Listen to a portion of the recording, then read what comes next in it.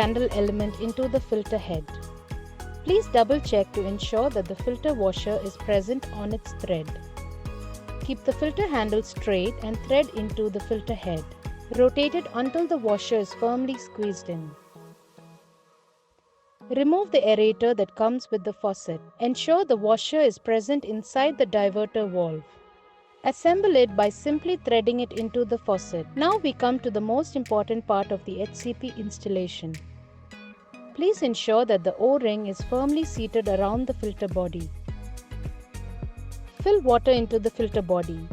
Hold the filter body in the same position to retain the water inside and slowly insert the filter candle into the body. This process ensures that all the air inside the filter body is removed and replaced by water.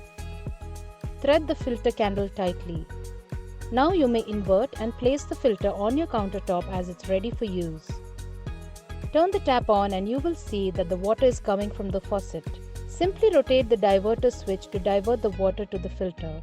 Now clean water will start coming from the filter tap. There you are. Go ahead and enjoy clean, tasty water straight from the tap.